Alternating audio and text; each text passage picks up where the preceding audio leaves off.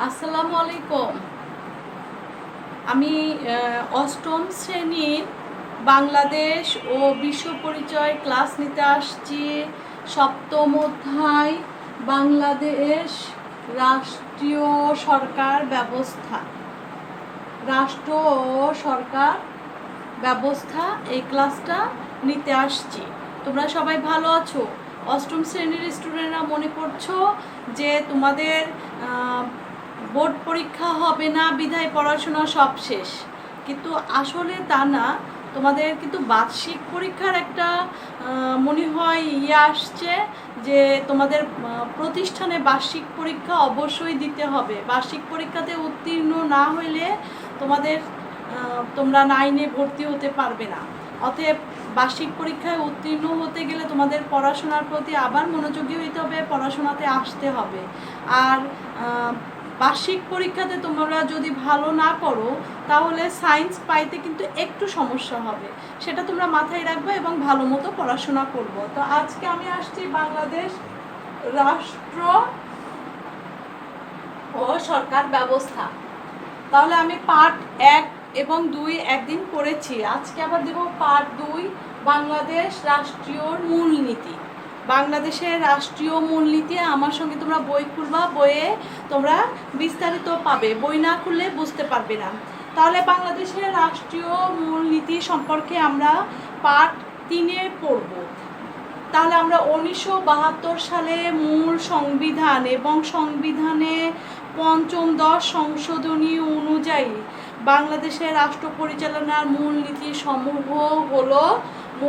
সমূহ হলো দেখো আছে জাতীয়তাবাদ। জাতীয়তাবাদ এটা হচ্ছে বাংলাদেশের রাষ্ট্রীয় মূলনীতি। 1 নম্বরে আছে জাতীয়তাবাদ, 2 নম্বরে সমাজতন্ত্র, 3 নম্বরে গণতন্ত্র, 4 নম্বরে ধর্মনিরপেক্ষতা। এটা বিস্তারিত তোমাদের বইয়ে আছে, লেকচার দেওয়ার কিছুই নাই, বই যদি পড়ো বইয়েই সুন্দর করে পেয়ে যাবা। অতএব আমি বলছি তোমরা বইয়ে আবার দেখবা, বই হুবহু বলছি, তোমরা বইটা একটু খুলবে এবং বইটা দেখবে। তাহলে আবার প্রথমে আসি 1972 সালে মূল সংবিধান ও সংবিধানের পঞ্চদশ সংশোধনী অনুযায়ী বাংলাদেশের রাষ্ট্র পরিচালনার মূল নীতি সমূহ হলো, ওই যে রাষ্ট্র মূল নীতিকে 4 ভাগে বিভক্ত করা হয়েছে। একটা জাতীয়তাবাদ, সমাজতন্ত্র, গণতন্ত্র, ধর্মনিরপেক্ষতা। তাহলে আমরা প্রথমে আসি জাতীয়তাবাদ। একই ধরনের ভাষা, জাতীয়তাবাদে হবে একই ধরনের ভাষা, সাহিত্য, সংস্কৃতি বাঙালি জাতির মধ্যে সুদৃঢ় ঐক্য সৃষ্টি করেছে।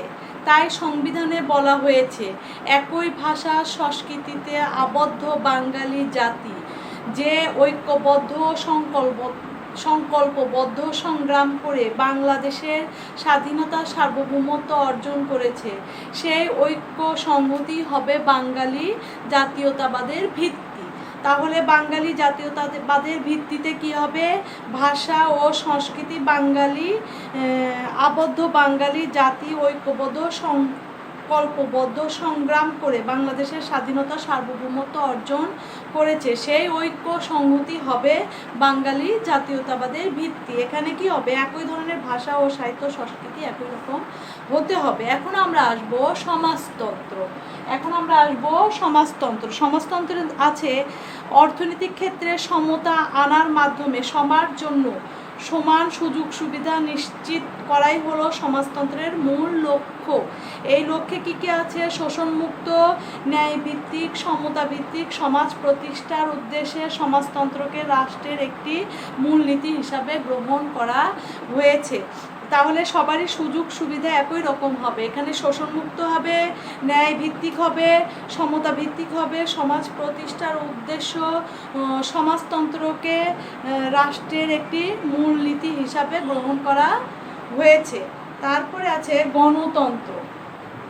গণতন্ত্রটা দেখো রাষ্ট্রের সকল কাজে নাগরিক অংশগ্রহণ নিশ্চিত করাই হলো গণতান্ত্রিক রাষ্ট্রের মূলনীতি। এর মাধ্যমে নাগরিকের মৌলিক মানবাধিকার ও স্বাধীনতা নিশ্চিত হবে, মানুষের মর্যাদা প্রতিষ্ঠিত হবে। তাহলে জনগণ যেন সকল কার্যক্রমে অংশগ্রহণ নিশ্চিত করে, এটাই হচ্ছে গণতান্ত্রিক রাষ্ট্রের মূল নীতি। জনগণ রাষ্ট্রীয় সকল কাজে অংশগ্রহণ করবে, যেমন নির্বাচন, এটা তারপরে কর প্রদান, এগুলো জনসাধারণ রাষ্ট্রীয় কাজে জনসাধারণকে মানে কি করতে হবে, মূলনীতি অংশগ্রহণ নিশ্চিত করতেই হবে, অংশগ্রহণ করতেই হবে। এর মাধ্যমে নাগরিকের মৌলিক মানবাধিকার ও স্বাধীনতা নিশ্চিত হবে, মানুষের মর্যাদা প্রতিষ্ঠিত হবে। তারপরে ধর্মনিরপেক্ষতা, রাষ্ট্রের প্রতিটি মানুষ স্বাধীনভাবে নিজ নিজ ধর্ম পালন করবে, ধর্ম পালনে কেউ কাউকে বাধা প্রদান করবে না। এই লক্ষ্যে সমান সামনে রেখে ধর্ম নিরপেক্ষতাকে রাষ্ট্রের মূলনীতি হিসাবে গ্রহণ করা হয়েছে। তাহলে রাষ্ট্রের সকল ধর্মের লোক ধর্ম পালন করবে, কিন্তু ইসলাম ধর্মকে রাষ্ট্রীয় ধর্ম হিসাবে স্বীকৃতি দেওয়া হয়েছে। কিন্তু রাষ্ট্রের সকল ধর্ম তার নিজ নিজ ধর্মের লোক ধর্ম পালন করতে পারবে, কেউ কারো ধর্মে বাধা প্রদান করতে পারবে না। এটাই হচ্ছে ধর্মনিরপেক্ষতা রাষ্ট্রের মূলনীতি হিসাবে গ্রহণ করা হয়েছে। তাহলে বাংলাদেশের রাষ্ট্রীয় মূলনীতিকে 4 ভাগে ভাগ করা হয়েছে: জাতীয়তাবাদ, সমাজতন্ত্র, গণতন্ত্র, ধর্মনিরপেক্ষতা। উল্লেখিত মূলনীতিগুলো রাষ্ট্র পরিচালনার ক্ষেত্রে সকল ক্ষেত্রে অনুষ্ঠিত হয়। প্রতিটি নাগরিকের উচিত এগুলো মেনে চলা। এছাড়া সংবিধান রাষ্ট্র পরিচালনার পবিত্র দলিল, অতএব সংবিধানের সম্মান করা ও তা মেনে চলা প্রতিটি নাগরিকের অন্যতম দায়িত্ব ও কর্তব্য। তাহলে তোমরা পার্ট 3 আছে বাংলাদেশের রাষ্ট্রীয় মূলনীতি, তাহলে পার্ট 3 যদি আসে তোমাদের জাতীয়তাবাদ সম্পর্কে আলোচনা করো, কিংবা ধর্মনিরপেক্ষতা সম্পর্কে আলোচনা করো, কিংবা গণতান্ত্রিক সম্পর্কে আলোচনা করো। পাঠ্য বইয়ের আলোকে তোমরা যেটা পারবা পড়বা এবং লেকচার শুনি যেটা ভালো লাগবে তোমরা পড়বা। এটা তোমাদের আসবে, পাঠ্য বইয়ের আলোকে লিখলেই হবে, তোমরা ভালো নাম্বার পেয়ে যাবে। তাহলে আমরা পার্ট 3 শেষ করলাম। পার্ট 3 আমরা পড়লাম বাংলাদেশের রাষ্ট্রীয় মূলনীতি। পার্ট 3 আমরা বাংলাদেশের রাষ্ট্রীয় মূলনীতিকে 3 ভাগে পড়ে ফেললাম, 4 ভাগ ছিল, আমরা এটা সম্পর্কে জানলাম। এখন আমরা জানবো পার্ট 4 আছে, দেখো বাংলাদেশের সংবিধানের প্রধান বৈশিষ্ট্য। বাংলাদেশের সংবিধানের প্রধান বৈশিষ্ট্য। এখন আমরা পার্ট 4 দেখবো একটু, আমরা বই নিব। খুবই গুরুত্বপূর্ণ জিনিস আছে পার্ট 4-এ। বাংলাদেশের সংবিধানের প্রধান বৈশিষ্ট্য পার্ট 4-এ খুবই গুরুত্বপূর্ণ আছে, এবং এটাতে সবচেয়ে বেশি এমসিকিউ প্রশ্ন এটাতে আছে, এবং এটা গুরুত্বপূর্ণ সহকারে তোমাদের পড়তে হবে। সংবিধান হচ্ছে রাষ্ট্র পরিচালনার মূল দলিল। সংবিধান হচ্ছে রাষ্ট্র পরিচালনার মূল দলিল। এটি ভবন ও ইমারত যেমনের একটি ভবন ও ইমারতের যেমন নকশা দেখে তৈরি করা হয়, তেমনি সংবিধান অনুযায়ী রাষ্ট্র শাসন ব্যবস্থাও পরিচালিত হয়। কোনো কাজ করতে যাওয়ার আগে একটা পরিকল্পনা করতে হয়, সেই পরিকল্পনাটা করাটাই, যেমন মানে একটা ভবন তৈরি করতে একটা নকশা তৈরি করা হয়, সেই রকম শাসন কার্য পরিচালনা করার জন্য একটা পরিকল্পনার দরকার হয়। সরকার কি ধরনের হবে, নাগরিক হিসাবে আমরা কি অধিকার পাবো, কি ভোগ করব, সরকার কিভাবে, সরকারের বিভিন্ন বিভাগ কি ক্ষমতা ভোগ করবে, তার সব কিছু এতে লিপিবদ্ধ থাকবে। তাহলে তাতে কিভাবে ভাগ থাকবে একদম সুন্দরভাবে এখানে দেওয়া আছে। তোমরা একটু মনোযোগের সাথে পড়বা এবং একটু ব্রেন খুলে দেখবা, তাহলে তোমাদের ব্রেনে আসবে। বাংলাদেশ সংবিধান রচনার ইতিহাস। বাংলাদেশ সংবিধান রচনার ইতিহাস।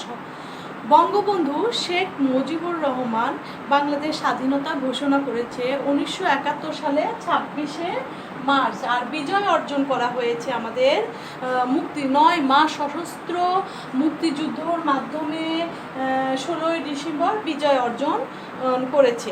1971 সালে স্বাধীনতার ডাক দেওয়া হয়েছে 26শে মার্চে এবং 9 মাস সশস্ত্র যুদ্ধর মাধ্যমে অনেক মা বোন তার জীবন দিয়ে সম্মানহানি করে রক্তের বিনিময়ে আমরা দেশকে স্বাধীন করেছি। 16ই ডিসেম্বর বিজয় অর্জন করেছি। 1972 সালে 10ই এপ্রিল 1972 সালে 10ই এপ্রিল প্রথম অধিবেশন বসে। ডক্টর কামাল হোসেনকে সভাপতি করে এটি সংবিধান প্রণয়নের কমিটি গঠন করা হয়। তাহলে 1972 সালে 10ই এপ্রিল প্রথম অধিবেশন বসে, ডক্টর কামাল হোসেন এখানে সভাপতিত্ব করেন। প্রথম অধিবেশন, এটা একটি সংবিধান প্রণয়ন কমিটি গঠন করা হয়। কমিটি 6 মাসের জন্য খসড়া সংবিধান প্রণয়ন করা হয়েছিল। এটা 6 মাসের জন্য একটা খসড়া সংবিধান প্রণয়ন করা হয়েছিল। 1972 সালে 30শে অক্টোবর গণপরিষদে এটা আলোচিত হয়। 1972 সালে 30শে অক্টোবর এটা হচ্ছে গণপরিষদে সবার সামনে একটু আলোচিত হয়। অবশেষে একই বছরে 4 নভেম্বর গণপরিষদে এটা চূড়ান্ত করা হয়, চূড়ান্ত হিসাবে অনুমোদন পায়। তাহলে তোমরা এটা মাথায় রাখবা, 10ই এপ্রিল এটা প্রথম বৈঠক একটা করা হয়, 6 মাসের জন্য একটা খসড়া কমিটি গঠন করা হয়। 6 মাসের জন্য এটা খসড়া ছিল। আর 1972 সালে 30শে অক্টোবর গণপরিষদে এটা আলোচিত হয়েছিল। ওই বছরই 4 নভেম্বরে এটা কি চূড়ান্ত অনুমোদন পেয়েছিল। 4 অক্টোবরে এটা চূড়ান্ত অনুমোদন পেয়েছিল। জাতির পিতা বঙ্গবন্ধু শেখ মুজিবুর রহমানের মতে এই সংবিধান লিখিত হয়েছে লাখো শহীদের রক্তের স্বর্ণাক্ষরে। তাহলে এই সংবিধান লিখিত হয়েছে লাখো শহীদের রক্তের স্বর্ণ অক্ষরে, তাই এটি আমাদের কাছে একটা পবিত্র দলিল। কোরআন শরীফ যেরকম আমাদের কাছে একটা পবিত্র দলিল, বাংলাদেশের সংবিধানও আমাদের কাছে একটা পবিত্র দলিল হিসাবে গণ্য করা হচ্ছে। সংবিধান কোনো অপরিবর্তনশীল বিষয় নয়, এটা পরিবর্তনশীল হতেই পারে। তাহলে সময়ের প্রয়োজনে এটা পরিবর্তিত ও সংশোধিত হতে পারে। এ যাবৎ 17 বার সংশোধিত হয়েছে। সংবিধান সর্বশেষ সংশোধনী 17শ সংসদে পাশ হয়েছে।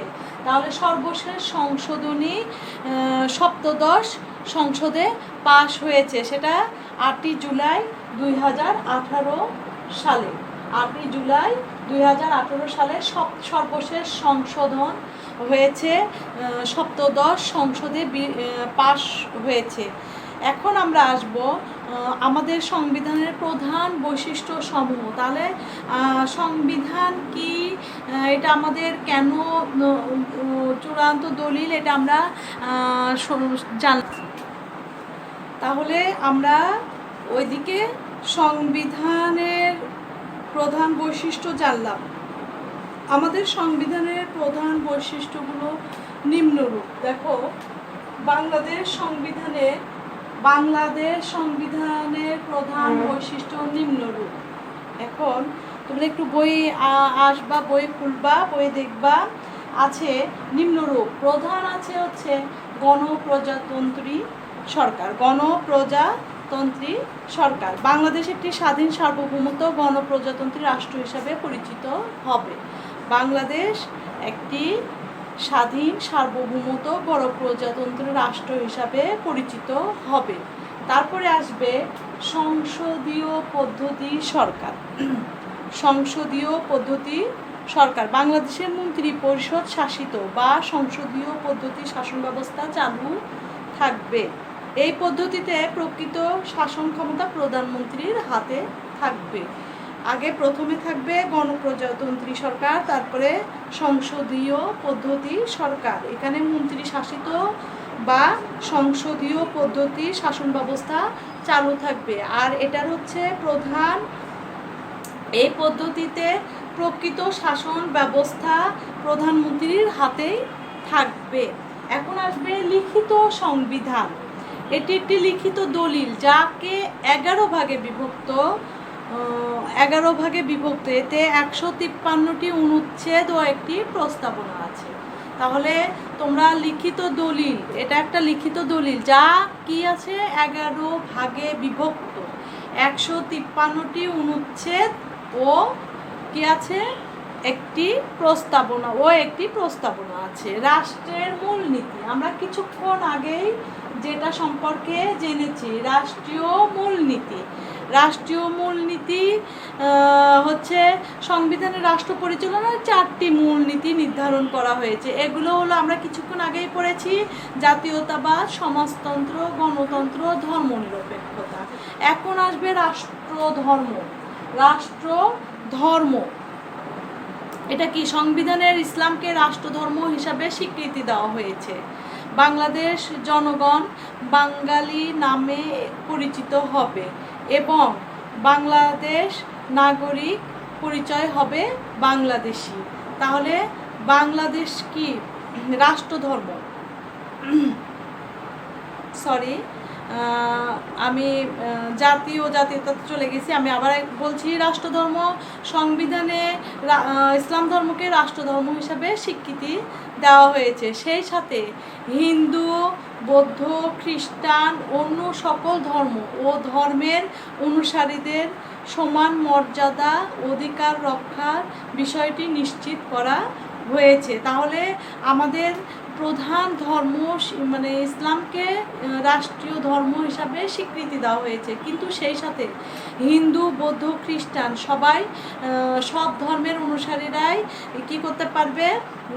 নিজেদের ধর্ম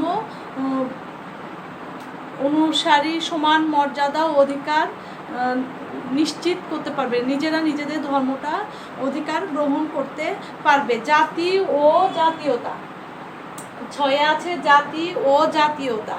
জাতি ক্ষুদ্র নিগোষ্ঠী বাদে জাতি হিসাবে বাংলাদেশ জনগণ বাঙালি নামে পরিচিত হবে। ক্ষুদ্র নিগোষ্ঠী বাদে জাতি হিসাবে বাংলাদেশের জনগণ বাঙালি নামে পরিচিত হবে। এটি বাংলাদেশের নাগরিক পরিচয় হিসাবে বাংলাদেশের নাগরিকদের পরিচয় হবে বাংলাদেশি।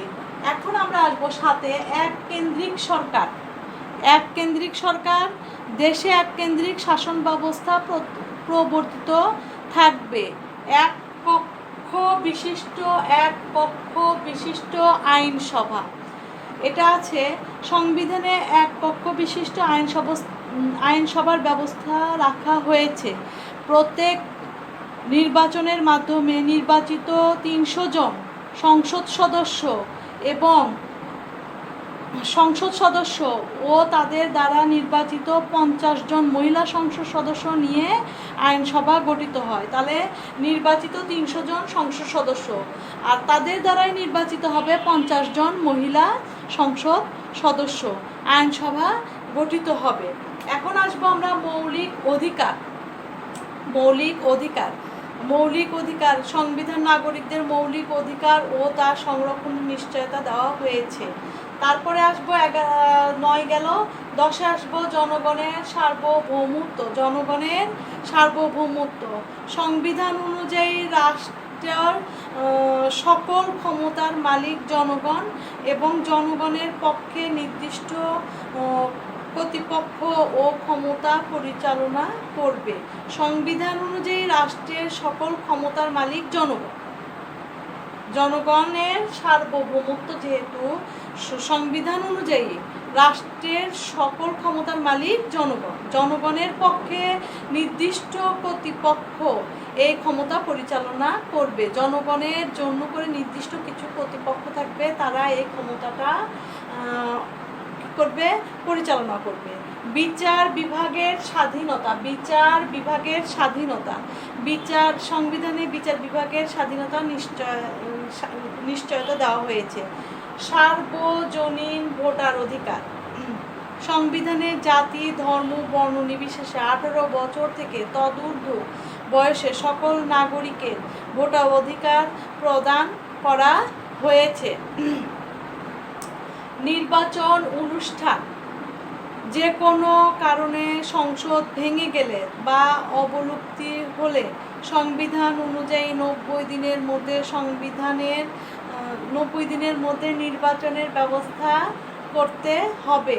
সংবিধান সংশোধন, সংসদ সদস্যদের মোট সংখ্যার 2/3 ভোট সংবিধান সংশোধন করা যাবে। সংসদ সদস্যদের মোট সংখ্যার 2/3 ভোট সংবিধান সংশোধন করা যাবে। তাহলে আমরা পার্ট 3-এ পড়েছি সংবিধানের বাংলাদেশের রাষ্ট্রীয় মূলনীতি। আমরা পার্ট 3-এ পড়েছি বাংলাদেশের রাষ্ট্রীয় মূলনীতি। এখন আমরা পার্ট 4-এ পড়লাম বাংলাদেশ সংবিধানের প্রধান বৈশিষ্ট্য। বাংলাদেশ সংবিধানের প্রধান বৈশিষ্ট্য তোমার বইয়ের আলোকে আছে 14টি। এই 14টি তোমরা সুন্দরভাবে মুখস্থ করে ফেলবে এবং পয়েন্টগুলো সুন্দর করে লিখবে। যদি তোমাদের আসে বাংলাদেশ সংবিধানের বৈশিষ্ট্যগুলো চিহ্নিত করো, তাহলে তোমাকে এই সবগুলোই সুন্দরভাবে নিম্নরূপ এটা সুন্দরভাবে লিখতে হবে। বিস্তারিত নাই, সংক্ষিপ্তভাবেই আছে, সংক্ষিপ্তভাবে তোমাকে লিখতে হবে, তোমাকে এটা মুখস্থ করতে হবে। আর বাংলাদেশের সংবিধানের প্রধান বৈশিষ্ট্য, এখানে কয়েকটি কিন্তু পয়েন্ট আছে, এই পয়েন্টগুলো তোমাকে খেয়াল করতে হবে। প্রথম অধিবেশনে সভাপতিত্ব কে করেছিলেন? ডক্টর কামাল হোসেন। এটা খেয়াল রাখতে হবে। প্রথম অধিবেশনের প্রস্তাব কত তারিখে করা হয়েছিল? 10 এপ্রিল। প্রথম অধিবেশনের এটা সভাপতি নেতৃত্বে ডক্টর কামাল হোসেনের সভাপতিত্বে এটা প্রথম প্রস্তাব কমিটি গঠন করা হয়েছিল, 6 মাসের জন্য খসড়া করা হয়েছিল। আর 30 অক্টোবর 1972 সালে গণপরিষদে এটা আলোচিত হয়েছিল। এটা খেয়াল রাখবা। একটা হচ্ছে যে কমিটি গঠন করা হয়েছিল, প্রথম বৈঠক বসেছিল, আর একটা 6 মাসে সেটা প্রণয়ন করা হয়েছিল, কমিটি গঠন করা হয়েছিল, খসড়া একটা সংবিধান প্রণয়ন করা হয়েছিল। 30 অক্টোবর এটা আলোচিত হয়েছিল। আর ওই বছরে 4 নভেম্বর এটা হচ্ছে চূড়ান্ত অনুমোদন পেয়েছিল। আর বঙ্গবন্ধু শেখ মুজিবুর রহমান বলেছেন এটা একটা পবিত্র দলিল, লাখো শহীদের রক্তের বিনিময়ে এই সংবিধানটা কি করা হয়েছে? অর্জন করা হয়েছে। একটা পবিত্র দলিল হিসাবে তিনি স্বীকৃতি দিয়েছেন। আর এই সংবিধানটা পরিবর্তনশীল, অপরিবর্তনশীল না। কয়বার পরিবর্তন হয়েছে এ পর্যন্ত? বাংলাদেশ চলাকালীন সময়, বাংলাদেশ স্বাধীন বিজয় অর্জন করার পর থেকে 17 বার সংশোধিত হয়েছে। সর্বশেষ সংশোধন হয়েছে 8 জুলাই 2018 সালে।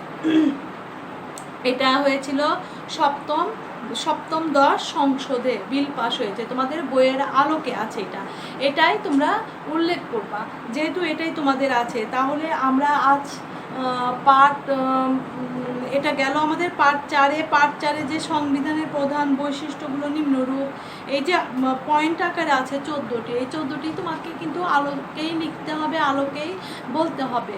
তাহলে আমরা আজ বাংলাদেশ বিশ্ব পরিচয়ের প্রথম 2টা পার্টের পর আজকে আমরা বাংলাদেশের পার্ট 3-এ পড়লাম বাংলাদেশের রাষ্ট্রীয় মূলনীতি, পার্ট 4-এ পড়লাম বাংলাদেশ সংবিধানের প্রধান বৈশিষ্ট্য। আমরা এই 2টা অধ্যায় 2টা পার্ট আলোচনা করলাম। সামনের দিন আবার ইনশাআল্লাহ তোমাদের মাঝে আসবো বাংলাদেশ সরকারের বিভিন্ন অঙ্গ ও কাজ এবং স্থানীয় সরকারের ইনশাআল্লাহ চেষ্টা করব শেষ করে দেওয়ার। তোমরা